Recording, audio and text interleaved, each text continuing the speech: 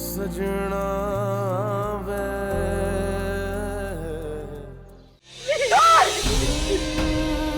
ये आपकी कुछ नहीं लगती। गुनाहगार मत करेंगे।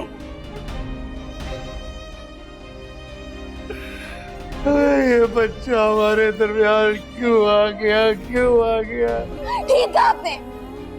काश आपका ये बच्चा मेरी अम्मी की जिंदगी में ना आया होता। अभी मेरे बच्चे मुझे नहीं हूँ मैं आपका बच्चा, नहीं हूँ मैं आपका बच्चा। बेटा चाहिए था ना आपको, मिल गया आपको बेटा। अब मुझे मेरी माँ ला के दे, जिंदा और सलामत। मार दिया बाबा आपने, मार दिया मेरी माँ को, मार दिया आपने। मत ले मेरा नाम, मत ले मेरा नाम।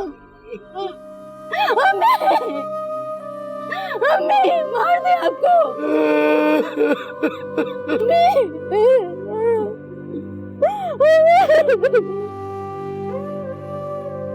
मुझे माफ कर दो शगुफ्ता, मुझे माफ करते हैं मुझे। अबरार। हाँ अबरार, क्या? इन्ना लिल्लाहि व इन्ना इलैहि राजिऊन। मैं आ रहा हूँ। क्या हुआ? अरे बता क्यों नहीं रहे, हुआ क्या है? शगुफ्ता को अल्लाह ने बुला लिया। ओह, मुझे डॉक्टर सबिया ने बताया था कि उनका केस इस बार बहुत मुश्किल है। वैसे भी ओवर एज हो गई थी, प्रेगनेंसी का इतना लंबा गैप और ब्लड प्रेशर वगैरह। बहरहाल हमें फौरन जाना पड़ेगा। अबरार, उसकी बेटियों को हमारी बहुत जरूरत होगी इस वक्त। और वैसे भी इस सारे केस में हमारा भी तो कुछ ना कुछ हाथ है ना। चलो तैयार हो जाओ। नहीं भाई, मैं नहीं जाऊंगी। मैं दुनिया को दिखाने के लिए कोई काम नहीं करती। ठीक है, मैं जा रहा हूं। ओके?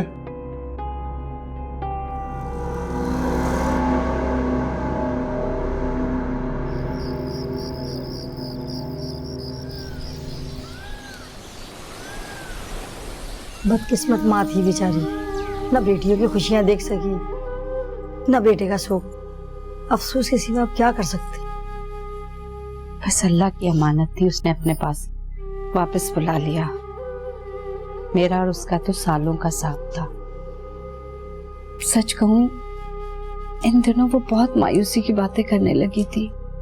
एक तरफ बेटी की शादी की जल्दी और दूसरी तरफ उसकी ये हालत। अरे तो ऐसी हालत में क्या खुशी की बातें करती? ये मर्द तो बड़े बेहिस होते हैं, औरत को बच्चा पैदा करने वाली मशीन समझते हैं और ये भी नहीं सोचते कि मशीन भी कभी खराब हो सकती है। अरे जेबा, बच्चे की कोई खैर खबर है? कब तक हॉस्पिटल में रहेगा? आपा, अभी बच्चा बहुत कमजोर है, कुछ दिन वो इंक्यूबेटर में रहेगा। चलो शुक्र है उस बच्चे के पास बहनों का आसरा तो है। अब तुम दोनों को हिम्मत से काम लेना होगा। वो नन्ही जान तुम्हारे जिम्मे है। हाँ ये बात तो है। चलो दुनिया में आकर बाप और बहनों का अरमान तो पूरा किया, लेकिन माँ की जान का सदका ले लिया। हमारा कोई अरमान नहीं था। जब तक भाई नहीं था तो इस जिंदगी में कोई कमी नहीं थी, मगर अब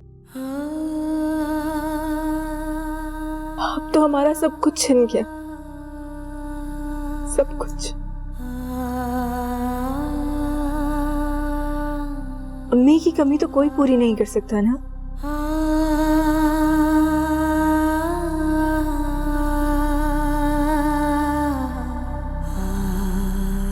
अभी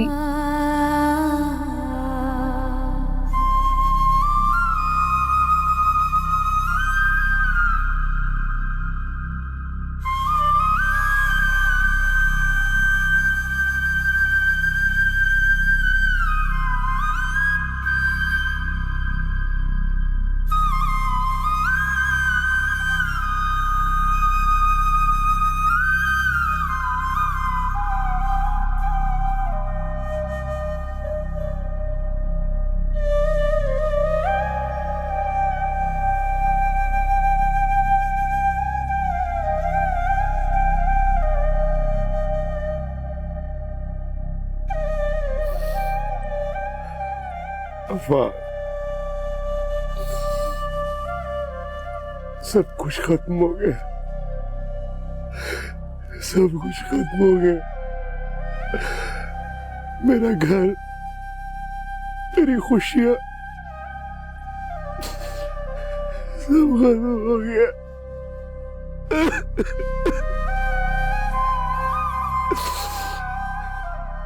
शगुफ्ता मुझसे इतनी नाराज थी, मुझे क्यों नहीं पता चला, मुझे क्यों नहीं पता चला। सब्र करो अबरार, सब्र करो।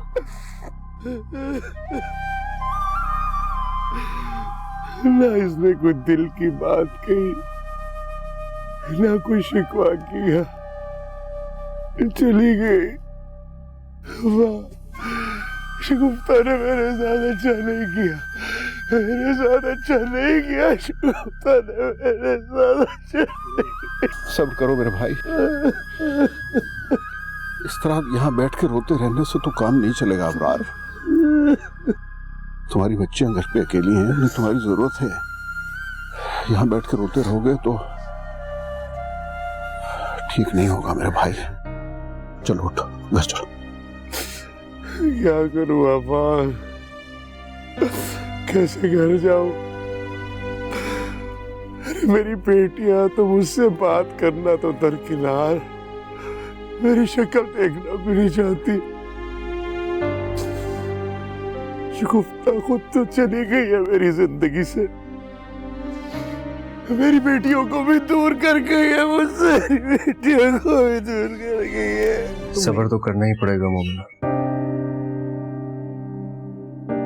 ये शायद जिंदगी का सबसे मुश्किल काम होता है, लेकिन फिर भी हमें करना पड़ता है। हम अपनी मर्जी से ना जीने का हक रखते हैं और ना ही मरने का। मेरी सिर्फ माँ नहीं मरी अरहम, मेरे अंदर का हर रिश्ता और हर एहसास भी मर गया है। अमतुल आंटी ने जानकर उन्हें अपने घर बुलाया और सबके सामने बेइज्जत किया। वो जानती थी कि अम्मी ये सदमा बर्दाश्त नहीं कर सकेंगी और इस हालत में ये सदमा जान भी ले सकता है। ये कोई इत्तेफाक नहीं था, ये एक सोची समझी प्लानिंग थी। तुम पागल हो गई हो क्या? क्या बातें कर रही हो मुझसे? मोमिना ऐसा कुछ नहीं है। ऐसा ही है। मैंने ऐसा क्या किया था, क्या बिगाड़ा था उनका, क्या बिगाड़ा था जिसका बदला उन्होंने मुझसे मेरी माँ छीन कर लिया है। कोई इतना बेरहम, इतना जालिम, इतना बेहिस कैसे हो सकता है? Stop it Momina. मामा ने जो कुछ किया वो सब कुछ नेचुरल था। उनकी जगह कोई भी होता वो यही करता। हमने इतनी बड़ी बात उनसे छुपाई थी यार। आंटी की भी गलती थी। तुम मेरी मामा के बारे में ऐसी बातें क्यों कर रही हो? ये कोई वक्त है? मैंने तो सिर्फ बात की है और आपको इतना बुरा लग रहा है। आपकी मामा की बातों की वजह से मेरी माँ की जान चली गई और आप अफसोस भी नहीं करना चाहते। अफसोस करने ही तो आया हूं तुम्हारे पास। मोमिना, तुम्हारा दुख, तुम्हारा सुख मुझसे अलग नहीं है। तुम्हें समझ क्यों नहीं आता है? जो दुख देता है वो सुख बांटने की बात कैसे कर सकता है? प्लीज अरहम, मुझे अब इस मोहब्बत के नाम से ही नफरत होने लगी है।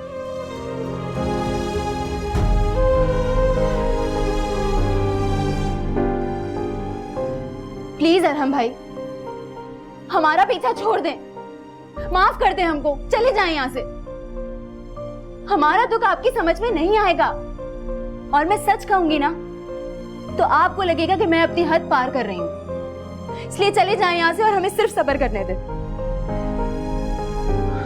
तुम लोगों का गम मुझसे अलग नहीं है। तुम्हें समझ क्यों नहीं आता है? नहीं समझनी हमें ये बात, कुछ नहीं समझना हमको। आप प्लीज जाएं यहाँ से।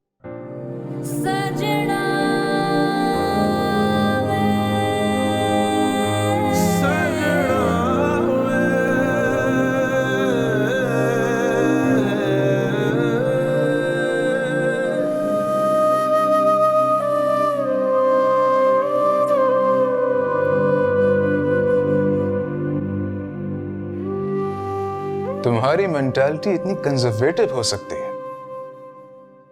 कि मैं सोच भी नहीं सकता। तुम किस दुनिया में रहती हो?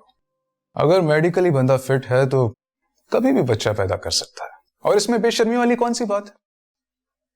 वेस्ट में तो 40s 50s में शादी आम सी बात है। ओहो जवार, वेस्ट की सोच और लाइफस्टाइल यहाँ अप्लाई नहीं होती। वो अगर मेडिकली फिट होती तो मरती क्यों? रिच, तुम्हारी अपनी कोई सोच नहीं।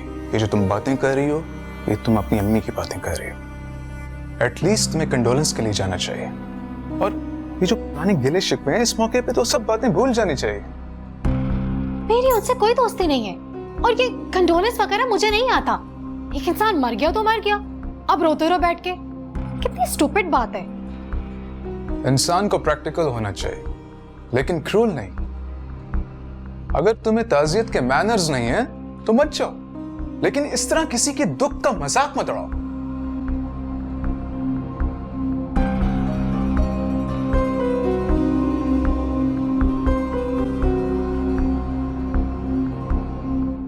जवार बेटा, बेटा मैंने तुम्हारी बातें सुन ली थी, तुम बिल्कुल सही कह रहे हो। लेकिन बेटा, कुछ तो कैसे होते हैं जिनके लिए हमदर्दी और तसल्ली के अल्फाज छोटे पड़ जाते हैं। मैं वहां खुद जाना चाहती हूँ, लेकिन मेरी समझ में नहीं आ रहा कि मैं मोमना की फैमिली को फेस कैसे कर पाऊंगी। इतना बड़ा सानिया हो गया, माँ चली गई, बच्चा हॉस्पिटल में है। लेकिन फिर भी आपको वहां जाना चाहिए। हाँ, मैं जाना चाहती हूँ वहां, लेकिन तुम लोग भी मेरे साथ चलो।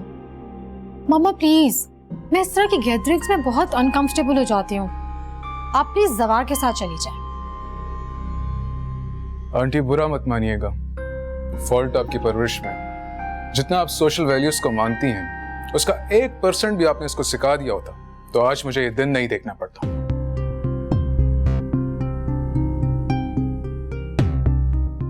तुम्हारा दिमाग तो खराब नहीं हो गया है? ये किस अंदाज में तुम उसके साथ बात कर रही थी? उसे समझने की कोशिश करो, वरना तो तुम्हारी ये बेतुकी बातों से वो दूर हो जाएगा तुमसे। फिर रोती रहना बैठ के। हाँ तो अब कौन सा खुश हूँ? मुझे शादी समझ नहीं आती, मिजाज समझने की क्या खाक कोशिश करूं?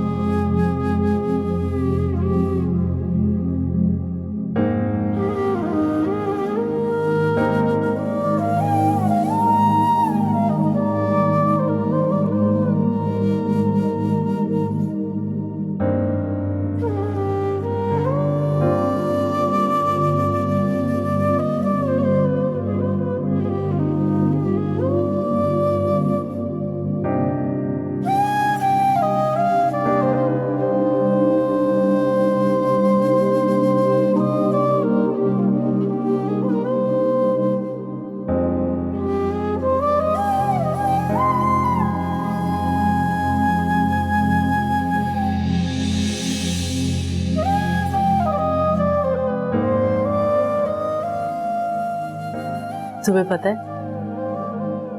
ये कड़े ना तुम्हारे बाबा ने मुझे तुम्हारी पैदाइश में बनवा कर दिए थे। तुम हमारी जिंदगी की सबसे बड़ी खुशी थी। हमारे बाबा की इतनी अच्छी जॉब तो नहीं थी, पता नहीं कैसे बना लिए थे। आज तक पूछती हूँ मैं उनसे ये बात। बाबा बहुत रोमांटिक थे ना? उड़ा लो मजाक माँ बाप का। हाँ अच्छा देखो, तुम ऐसा करना कि इन कड़ों में ना अपने निकाह के जोड़े से मैचिंग नगीने चढ़वा लो। और हाँ, मैंने अबीर के लिए एक ब्रेसलेट बनने को दिया है। और बेटा ये जो है ना, ये 2 सोने के सेट है। एक ये है और एक इतने भारी तो नहीं है बेटा, लेकिन मेरे बाद अपनी माँ की निशानी समझ के रख लेना। क्या मतलब माँ की निशानी? कितना अजीब सा जुमला है ये। मुझे नहीं चाहिए कोई माँ की निशानी, चाहिए तो सिर्फ अपनी माँ, हमेशा।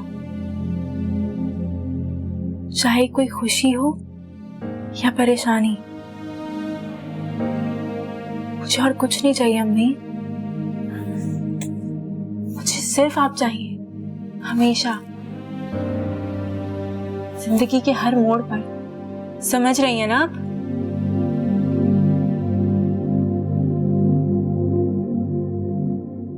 जब हम पैदा होते हैं ना बेटा, तो अपनी जिंदगी के सारे साल लिखवा के लेकर आते हैं। जिंदगी का पहला साल तो हमें मालूम होता है, लेकिन जिंदगी का आखिरी साल हमें नहीं पता होता।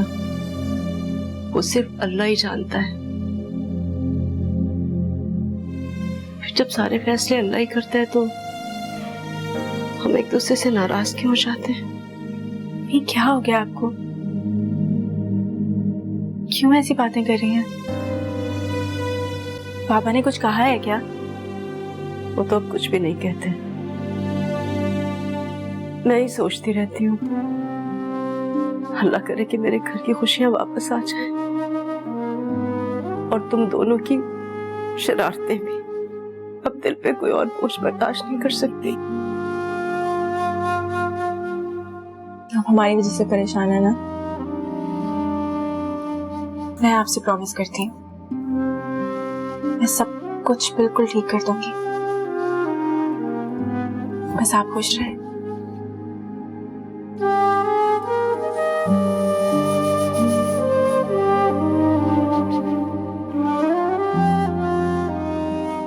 अल्लाह तुम्हें हमेशा खुश रखे बेटा, और आपको हमारे सर पे सलामत।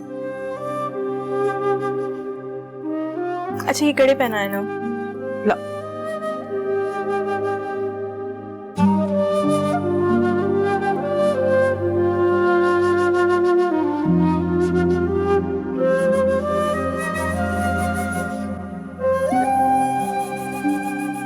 ऐसे लग रही है जैसे मेरे लिए थे।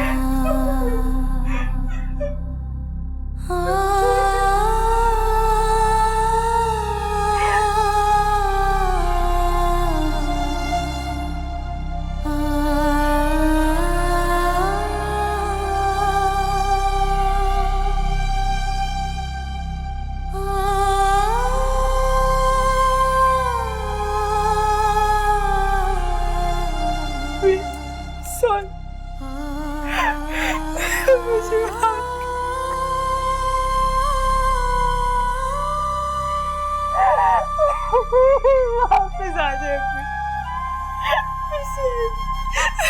नहीं लड़ूंगी, कुछ नहीं करूंगी, मुझे बस आप चाहिए। अम्मी, मैंने आपसे कहा था मुझे सिर्फ आप चाहिए।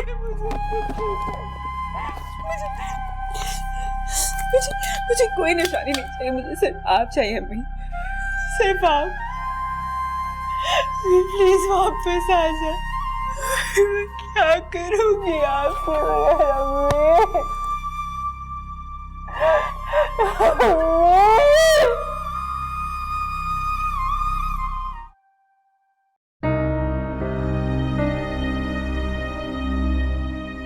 बहुत जल्दबाज थी, उसकी जल्दबाजी ने मुझे अकेला कर दिया। बहुत ज्यादती की है शगुफ्ता ने मेरे साथ।